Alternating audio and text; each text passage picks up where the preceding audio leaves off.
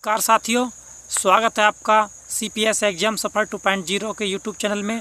दोस्तों, आज की वीडियो हम कराएंगे आपको मानव रक्त से संबंधित 35 महत्वपूर्ण प्रश्न जो कि कॉम्पिटिटिव एग्जाम का पार्ट बनते हैं तथा यूपी बोर्ड की परीक्षाओं 10वीं तथा 12वीं के लिए काफ़ी महत्वपूर्ण प्रश्न हैं। दोस्तों, यदि वीडियो पसंद आए तो वीडियो को लाइक व चैनल को सब्सक्राइब करें तथा बेल आइकन प्रेस करना न भूलें ताकि हमारी आने वाली नई वीडियो का नोटिफिकेशन आपको सबसे पहले प्राप्त हो। दोस्तों, PDF के लिए टेलीग्राम लिंक ज्वाइन कर सकते हैं। देखिए, वीडियो शुरू करते हैं। वीडियो का पहला प्रश्न है कि सर्वप्रथम रक्त परिसंचरण तंत्र का अध्ययन किसने किया था? कि सर्वप्रथम रक्त परिसंचरण तंत्र का अध्ययन किसने किया था? तो इसका उत्तर है डॉक्टर विलियम हार्वे।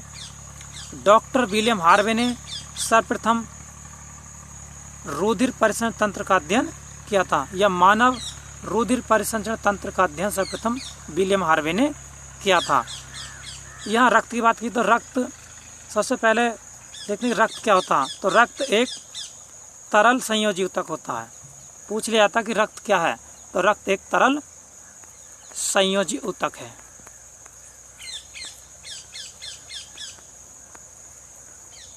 रक्त एक तरल संयोजी ऊतक है जो कि विभिन्न कार्बनिक पदार्थों से मिलकर बना होता है, जिसमें प्लाज्मा, RBC, WBC तथा रुधिर प्लेटलेट्स इसमें निर्माण करती हैं। नेक्स्ट प्रश्न दोस्तों, कि मानव रक्त समूह की संख्या कितनी होती है? मानव रक्त समूह की संख्या कितनी होती है? तो मानव रक्त समूह की संख्या कुल होती है 4, जो कि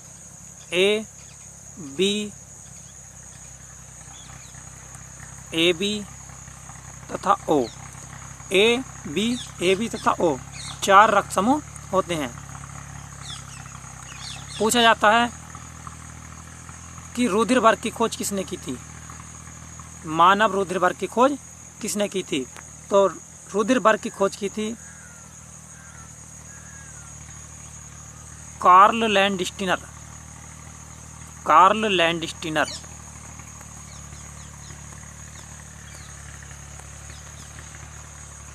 लैंडस्टीनर नामक वैज्ञानिक ने मानव रुधिर वर्ग की खोज की थी। और पूछा जाता है कि किस रुधिर वर्ग को सर्वदाता कहा जाता है, या किस रुधिर वर्ग समूह को सर्वदाता कहा जाता? तो सर्वदाता रुधिर वर्ग O को सर्वदाता कहा जाता, जबकि प्रश्न पूछा जाता है कि किस रुधिर वर्ग को सर्वग्राही कहा जाता? तो AB रुधिर वर्ग AB को सर्वग्राही तथा रुधिर वर्ग O को सर्वदाता कहा जाता है। नेक्स्ट प्रश्न दोस्तों, कि मानव शरीर में रुधिर बैंक का कार्य कौन करता? या मानव शरीर में रुधिर बैंक का क्या नाम है?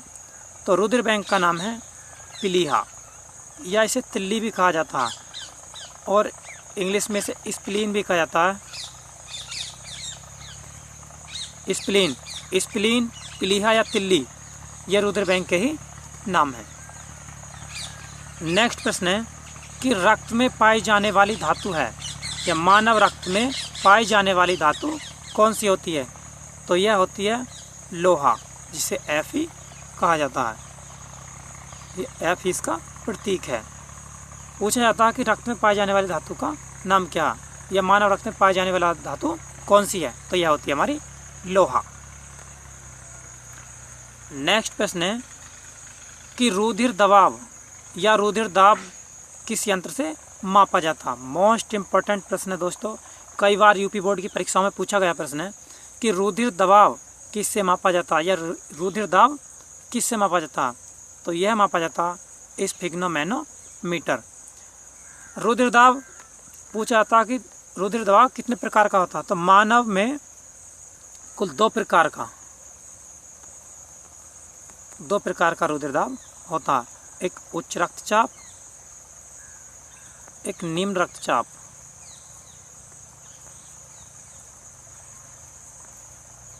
उच्च रक्तचाप और निम्न रक्तचाप, या हाई ब्लड प्रेशर या निम्न लो ब्लड प्रेशर इसके नाम है। नेक्स्ट प्रश्न दोस्तों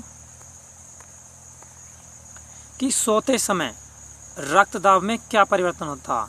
तो सोते समय रक्तदाब घट जाता है। नेक्स्ट प्रश्न है कि कौन सा रक्त सर्वग्राही होता है, या कौन सा रक्त वर्ग या समूह सर्वग्राही होता है या कहलाता है?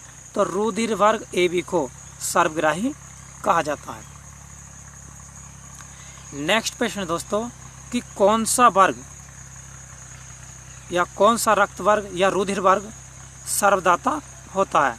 तो रुधिर वर्ग O को सर्वदाता कहा जाता है। नेक्स्ट प्रश्न है कि किस रुधिर में एंटीबॉडी नहीं पाई जाती है? किस रुधिर वर्ग में एंटीबॉडी नहीं पाई जाती है? तो रुधिर वर्ग AB में एंटीबॉडी नहीं पाई जाती है। नेक्स्ट प्रश्न दोस्तों कि किस रुधिर वर्ग में दोनों एंटीबॉडी पाई जाती हैं? किस रुधिर वर्ग में दोनों एंटीबॉडी पाई जाती हैं? तो रुधिर वर्ग O में दोनों एंटीबॉडी पाई जाती हैं, जबकि AB में नहीं पाई जाती हैं। नेक्स्ट प्रश्न दोस्तों कि किस रुधिर वर्ग में कोई एंटीजन नहीं पाई जाती है? किस रुधिर वर्ग में कोई भी एंटीजन नहीं पाई जाती है? तो रुधिर वर्ग में कोई भी एंटीजन, रुधिर वर्ग O में कोई भी एंटीजन नहीं पाई जाती है। नेक्स्ट प्रश्न दोस्तों कि रक्त समूह O वाला व्यक्ति, मान लीजिए एक व्यक्ति का रुधिर वर्ग O है, किसी रक्त समूह के व्यक्ति से रक्त ले सकता है। यह प्रश्न बनता है कि रुधिर वर्ग O वाला व्यक्ति किस रक्त समूह के व्यक्ति से रक्त ले सकता है? तो रुधिर वर्ग O वाले व्यक्ति से वह रुधिर ले सकता है और दे सभी रुधिर वर्ग वाले व्यक्तियों को सकता है। नेक्स्ट प्रश्न दोस्तों कि धमनियों पर रक्त द्वारा डाले गए दबाव को क्या कहा जाता है? धमनियों पर रक्त द्वारा डाले गए दबाव को क्या कहा जाता है? तो इसे कहते हैं रक्तदाब। नेक्स्ट प्रश्न दोस्तों कि मानव रक्त में कितने प्रतिशत प्लाज्मा होती है? मानव रक्त में कितने प्रतिशत प्लाज्मा होती है? पूछा जाता मोस्ट प्रश्न दोस्तों। तो 90%, सॉरी 60% या 55 से 60%। मानव रक्त में 55 से 60% प्लाज्मा होती है। मानव रक्त में कुल प्लाज्मा होती है हमारी 55 से 60%। एक प्रश्न और पूछा जाता है कि प्लाज्मा में जल की मात्रा कितनी होती है? तो प्लाज्मा में 90% जल होता है। प्लाज्मा में 90% जल की मात्रा होती है। अब प्लाज्मा क्या होती है? प्लाज्मा हल्के पीले रंग का तरल पदार्थ होता है। रक्त होता है तरल संयोजक, जबकि जो प्लाज्मा होता है हमारा हल्के पीले रंग का तरल संयोजी पदार्थ होता है, जिसमें 90% जल की मात्रा होती है। नेक्स्ट प्रश्न दोस्तों कि प्लाज्मा में कितने प्रतिशत जल होता है? मोस्ट इम्पोर्टेंट प्रश्न दोस्तों कि प्लाज्मा में कितने प्रतिशत जल होता है? तो कुल 90% जल की मात्रा होती है। और जल का अणुसूत्र पूछ लिया था करके कि जल का अणुसूत्र क्या होता है? तो जल का अणुसूत्र होता H2O। नेक्स्ट प्रश्न दोस्तों कि किसकी सहायता से रक्त द्वारा ऑक्सीजन ले जाया जाता है? किसकी सहायता से रक्त द्वारा ऑक्सीजन ले जाया जाता है? तो इसका उत्तर है लोहित कोशिकाएं, या इसे हम हीमोग्लोबिन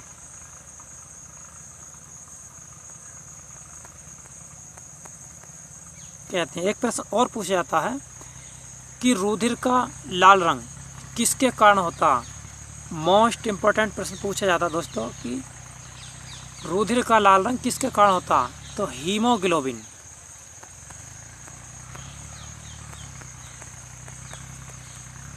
हीमोग्लोबिन के कारण रुधिर का लाल रंग होता है। नेक्स्ट प्रश्न दोस्तों कि किस मौजूदगी या किसकी मौजूदगी के कारण शरीर के भीतर रक्त जमता नहीं है?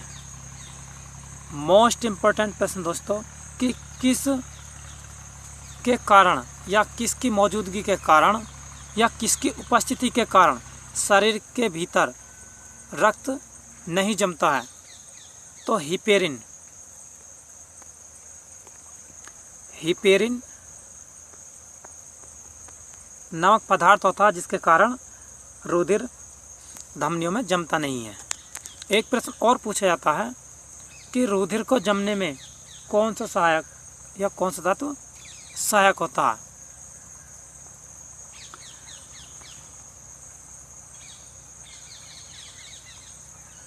तो पोटेशियम K+, जो कि रुधिर को जमने में सहायता प्रदान करता है। नेक्स्ट प्रश्न दोस्तों कि हृदय 1 मिनट में कितनी रक्त पंप करता है?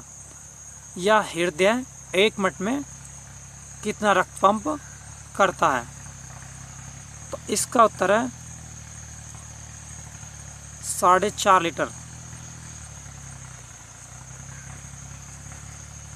या इसे हम लिख सकते हैं 4 लीटर 500 ग्राम। मोस्ट प्रश्न दोस्तों कि RH तत्व, RH तत्व का पता किस जीव में लगाया गया था? इसे RH फैक्टर भी हम कहते हैं। इसका पता किस जीव में लगाया गया था? तो इसका पता लगाया गया था रीसस नामक बंदर में। रीसस नामक बंदर में। नेक्स्ट प्रश्न दोस्तों कि रक्त बिंबाणु या रुधिर प्लेटलेट्स का जीवन काल कितना होता है? प्लेटलेट्स का जीवन काल होता है 3 से 5 दिन। और एक प्रश्न और पूछा जाता है रक्त में कि आरबीसी जिन्हें कि रुधिर ब्लड कार्पेल्स भी हम कहते हैं, रुधिर ब्लड सेल्स भी जिसे हम कहते हैं, इनका जीवन काल कितना होता है? तो लाल रक्त कणिकाओं का जीवन काल 120 दिन होता है। आरबीसी का जीवन काल 120 दिन होता। पूछा जाता, कई बार पूछा गया प्रश्न है कि आरबीसी का जीवन काल कितना होता है या रुधिर ब्लड सेल्स का जीवन काल कितना होता है? तो इनका होता है 120 दिन। जबकि रक्त बिंबाणु या रुधिर प्लेटलेट्स का जीवन काल होता है 3 से 5 दिन। और WBC जो हमारी श्वेत रक्त कणिकाएं होती हैं, पूरा नाम पूछा था कि WBC का पूरा नाम, तो श्वेत रक्त कणिकाएं इन्हें कहा जाता है। ये वाइट ब्लड सेल्स भी से कहते हैं।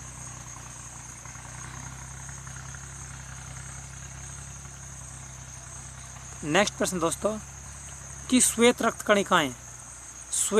कणिकाएं जिन्हें हम WBC कहते हैं, अभी हमने बताया था कि श्वेत रक्त कणिकाएं या WBC या वाइट ब्लड सेल्स का जीवन काल कितना होता है? तो इनका जीवन काल 2 से 4 दिन होता है। श्वेत रक्त कणिकाओं का जीवन काल 2 से 4 दिन होता है। नेक्स्ट प्रश्न दोस्तों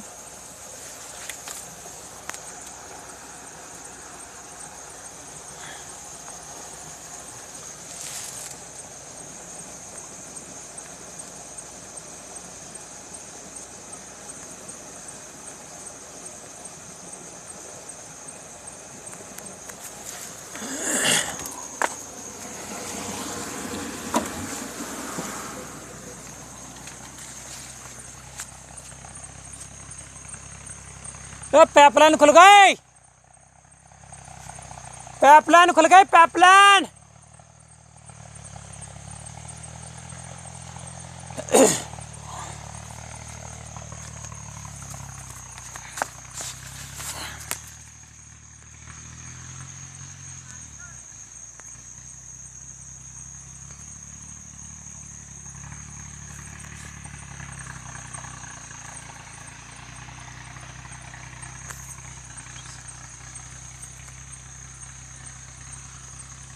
नेक्स्ट प्रश्न दोस्तों कि लाल रक्त कणिकाओं का जीवन काल कितना होता है, जिन्हें हम RBC कहते हैं या रेड ब्लड कार्पल्स या रेड ब्लड सेल्स भी इन्हें कहते हैं।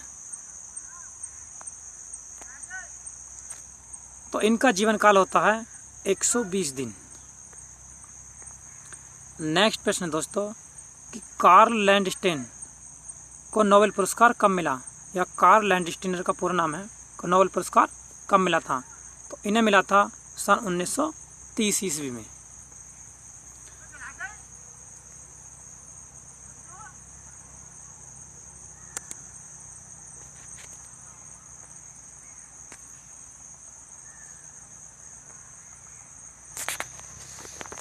चलाओ कहाँ से आओ तक खुली पड़ी है, पैपलाइन खुल गई। जय तो आज दे रहा मैं तुम आज दे रहा भी। कोई ना कोई काम हो जाए। हाँ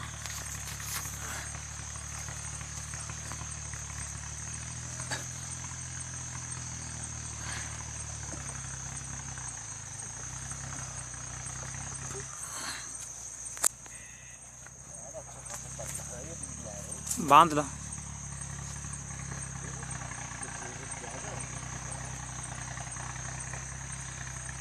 नेक्स्ट प्रश्न दोस्तों कि मनुष्य के रक्त ग्रुप की खोज किसने की थी, या मानव रक्त के रक्त समूह की खोज किसने की थी।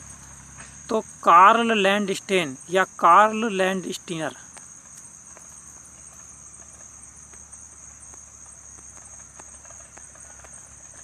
स्टीनर ने रुधिर वर्ग की खोज की थी।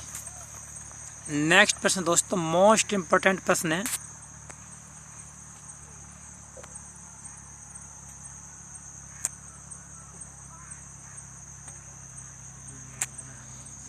कि यदि एक पिता का रक्त A है और माता का रक्त O है तो बताइए कि उनके पुत्र का कौन सा रक्त वर्ग हो सकता है। तो इसका उत्तर होगा रुधिर वर्ग O। यदि एक पिता का रुधिर वर्ग A है और माता का O है तो बताइए कि पुत्र का कौन सा रक्त वर्ग होगा। तो रुधिर वर्ग O होगा, जिसे हम सर्वदाता के नाम से जानते हैं। नेक्स्ट प्रश्न दोस्तों कि दौड़ लगाते समय मनुष्य के रक्तचाप पर क्या प्रभाव पड़ता है। दौड़ लगाते समय मनुष्य के रक्तचाप पर क्या प्रभाव पड़ता है। तो उसका रक्तचाप बढ़ जाता है। नेक्स्ट है कि नाड़ी दर कहाँ से मापी जाती है। नाड़ी दर कहाँ से मापी जाती है। तो इसका उत्तर है धमनी से। दोस्तों धमनी से संबंधित एक और प्रश्न पूछा जाता कि किस धमनी में अशुद्ध रुधिर रहता, किस धमनी में अशुद्ध रुधिर रहता है। तो यह रहता पल्मोनरी। पल्मोनरी धमनी में अशुद्ध रुधिर पाया जाता। और पूछा जाता कि धमनी में किस प्रकार का रुधिर रहता। तो धमनी में रहता तो शुद्ध रुधिर है, लेकिन पल्मोनरी जो धमनी होती है हमारी उसमें अशुद्ध रक्त रहता, जिसे फुफ्फुस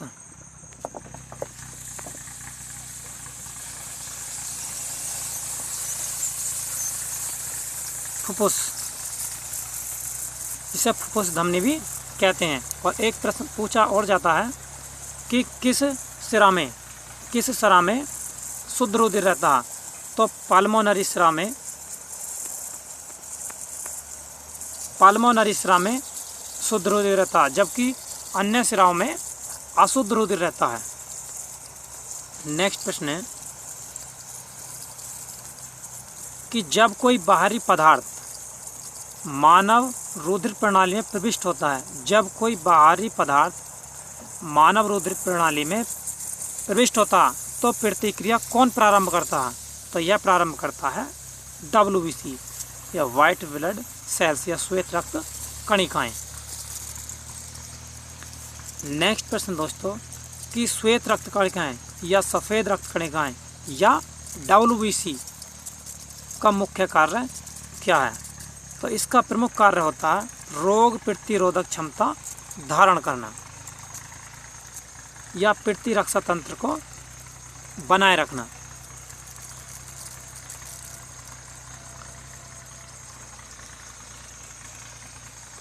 नेक्स्ट प्रश्न दोस्तों कि आरबीसी का कब्रिस्तान किसे कहा जाता है? जिसे हम आरबीसी या रेड ब्लड सेल्स का कब्रिस्तान किसे कहा जाता है? तो प्लीहा या रुधिर बैंक।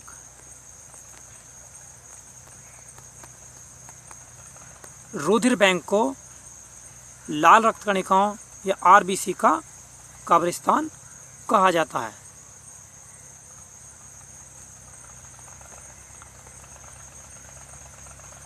नेक्स्ट प्रश्न है कि लाल रक्त कणिकाएं कहाँ उत्पन्न होती हैं या आरबीसी का निर्माण कहाँ होता है? पूछा जाता है कि आरबीसी का निर्माण मानव शरीर में कहाँ होता है? तो अस्थि मज्जा में। अस्थि मज्जा में लाल रक्त कणिकाएं आरबीसी का निर्माण होता है, जबकि इनका कब्रिस्तान कहा जाता है प्लीहा या स्प्लीन को कहा जाता है। नेक्स्ट प्रश्न दोस्तों कि लाल रक्त कणिकाएं किस नाम से जानी जाती हैं? तो लाल रक्त कणिकाओं को इरिथ्रोसाइट्स के नाम से जाना जाता है।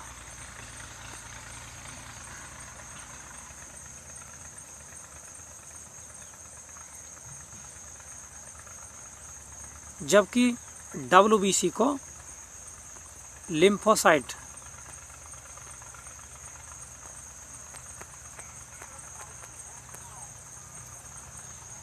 लाल रक्त कणिकाओं को इरिथ्रोसाइट जबकि श्वेत रक्त कणिकाओं को लिम्फोसाइट्स के नाम से जाना जाता है।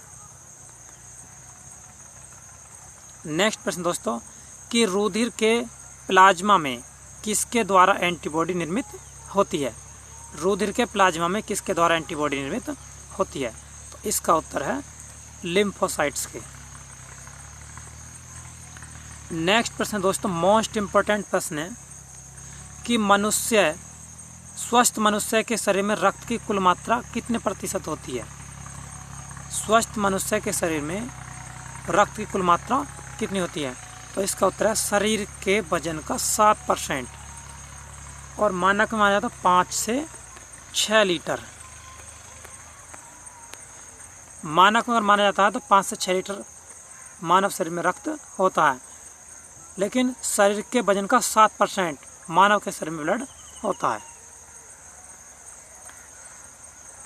अंतिम प्रश्न दोस्तों इस वीडियो का कि मानव रुधिर का पीएच मान क्या होता है? या मानव रुधिर का पीएच मान कितना होता है? तो मानव रुधिर का पीएच मान होता है 7.4। मानव रुधिर का पीएच मान 7.4 होता है।